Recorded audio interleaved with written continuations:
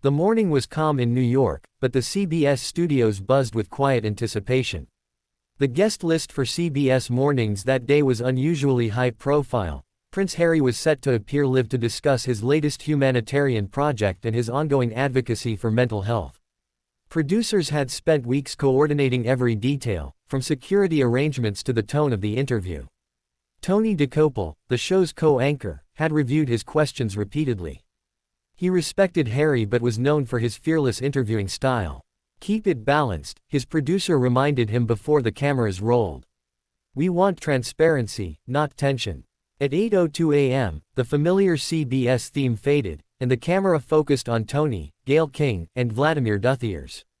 Then, Prince Harry entered the set, smiling politely. He was dressed simply, dark suit, open collar, and that familiar blend of charm and unease that followed him into every interview. "Your Royal Highness, welcome," Tony began with a warm but measured tone. "Or should I say, just Harry these days." Harry smiled, a flicker of amusement in his eyes. "Just Harry is fine, Tony. Titles are for formalities, not for conversations like this." The audience chuckled softly. For the first 10 minutes, the exchange went smoothly. Harry discussed his foundation's new initiative for veterans and the importance of therapy. But Tony, always known for probing deeper, shifted the tone. "Harry, you've spoken about mental health and healing," he said, leaning slightly forward. "But some critics say your public interviews, especially those discussing your family, have only deepened old wounds instead of healing them. Do you think that's fair?" The air shifted. Gayle glanced sideways. She knew that expression on Harry's face, the tightening jaw, the flicker in his eyes. Harry took a breath. "I think people forget that healing isn't always silent, Tony. Sometimes you have to talk about pain to move past it." Tony nodded but pressed on. "Fair point. But you've also been accused of contradicting yourself, calling for privacy while releasing a memoir and Netflix series. How do you respond to people who say that's hypocrisy?" Harry's polite smile faded. "I've heard that argument too many times," he said, his voice firm. "There's a difference between privacy and silence. My wife and I wanted control over our own story, not to vanish." Tony didn't back down. "But isn't control another form of publicity? If the goal was peace, wouldn't walking away quietly have been the stronger message?" For a moment, the studio went still. The control room lights flickered across Gayle's face as she shifted uncomfortably. She tried to steer the conversation. "Let's not forget, Tony, that Harry's efforts have helped thousands open up about trauma." But Harry cut in, his calm breaking. "You know, Tony, it's always interesting how people like you talk about quiet, when you make a living asking questions that provoke noise." Tony blinked, momentarily taken aback. "I'm just doing my job, Harry." "Right," Harry said sharply. "And my job is to speak truth, even if it makes people uncomfortable." The tension was now unmistakable. Producers in the control room exchanged worried glances. One whispered into a headset, "Cut to break."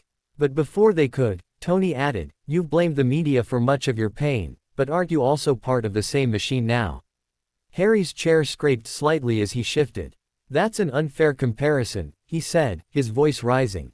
"I've used my platform for awareness, not manipulation. And yet," Tony continued, "you've built a multi-million-dollar brand out of the very attention you criticize. Isn't that?" Harry stood up suddenly. "Enough." The camera froze on his expression. Frustration, fatigue, and maybe heartbreak. Gayle reached out. "Harry." But he was already removing his microphone. "If this is the kind of discussion you wanted, then I think we're done here." He handed the mic to a stunned production assistant and started walking toward the exit. The studio audience murmured, unsure if this was real or part of the segment. Tony sat back, exhaling. "Well," he muttered softly, "that wasn't how I expected that to go." Gayle, ever the professional, turned to the camera. "We'll be right back after a short break." The red light went off, signaling the end of the live feed. The studio filled with whispers and movement as staff rushed after Harry. Outside, the gray Manhattan morning had turned brisk. Harry paused at the studio door, looking out at the street, free, but visibly shaken. Inside, Tony sat silently, replaying the exchange in his head. He hadn't meant to push that far. He respected the man, but journalism demanded honesty, even when it hurt. When the cameras came back on, Gail smiled tightly, doing damage control. Well, she said, our conversation with Prince Harry took an unexpected turn, but it's a reminder, these are deeply human topics, and emotions can run high. Tony nodded, expression unreadable. Indeed. And maybe that's the point, the conversation about truth and healing isn't always comfortable. But everyone watching knew something bigger had just happened, a fracture, live on air, between a prince seeking peace and a journalist chasing answers. The clip of Prince Harry storming off CBS Mornings went viral before the show had even finished airing. Within minutes, hashtags like #HarryWalksOut and #CBS Meltdown trended across X, formerly Twitter, and TikTok. Millions of viewers replayed the moment when Harry took off his mic, interpreting every word, every gesture, every sigh. By the time Harry reached the black SUV waiting outside the studio, his phone was already buzzing. His team had seen the headlines, Prince loses his cool on live TV, and damage control was underway. In the back seat, Harry leaned his head against the window, watching the city blur by. I knew they'd twist it, he muttered to his assistant, Clara. You were honest, she replied quietly. They pushed too far. You did the right thing. Harry wanted to believe that. But deep down, the familiar ache returned, the feeling that no matter what he said, the world had already decided who he was. Meanwhile, at the CBS offices, chaos brewed. The network's phone lines were flooded with both praise and outrage. Some viewers called Tony brave for asking real questions. Others accused him of ambushing a man who'd been open about his trauma. Tony Dokoupil sat alone in his dressing room after the show, staring at his reflection. He had been in journalism long enough to know when he'd crossed a line, or at least brushed one. Gail had tried to smooth things over on air, but the tension had been undeniable. A knock came at the door. It was Gail herself. Rough morning, she said softly. Tony sighed. Yeah, I thought I could handle him differently. But, he's a prince, Gail. You challenge him too much, you're the villain. You don't challenge him, you're soft. Gail crossed her arms. Maybe. But what people will remember isn't the question, it's the tone. You hit a nerve. Tony nodded slowly. I know. Across the Atlantic, in Montecito, Meghan Markle sat in their kitchen, scrolling through her phone. She had just finished reading a flurry of articles when Harry called. Hey, she said gently, her voice steady. I saw what happened. Yeah, he said, his tone weary. They've turned it into another circus. You stood your ground, Harry. You didn't say anything wrong. I walked out, he admitted. It's just, I'm tired, Meg. Every time I try to talk about what matters, it becomes about me. The anger, the titles, the drama, never the cause. Meghan was silent for a moment. Then she said, then maybe we take back the narrative. Again, that afternoon, Meghan's communications director released a statement.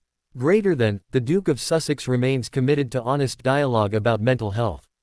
Unfortunately, his recent interview was sensationalized rather than approached with empathy.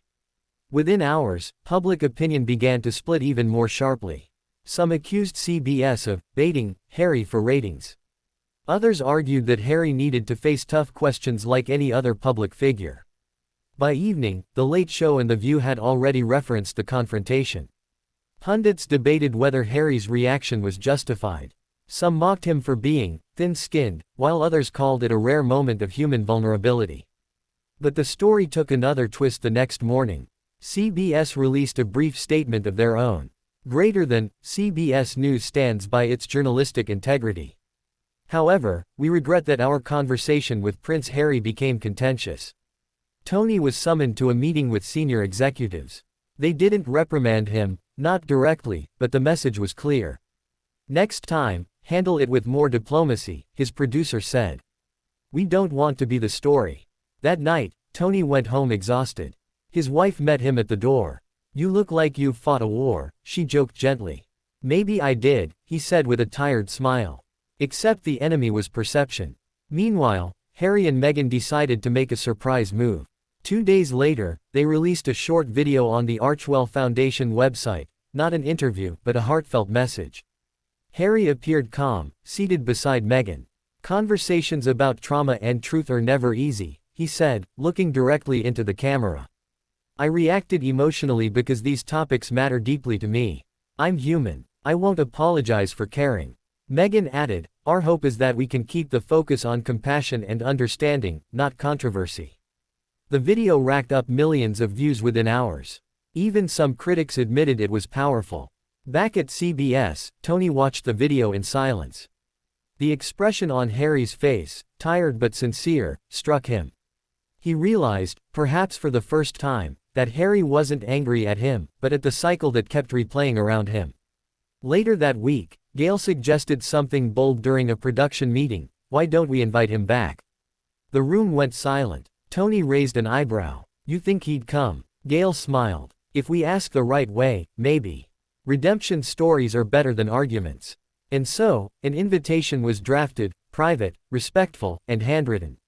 It didn't promise an easy interview, only an honest one. Weeks later, Harry opened the letter at his California home. Meghan looked at him, curious. "What will you do?" Harry smiled faintly. "Maybe it's time to finish the conversation, properly this time."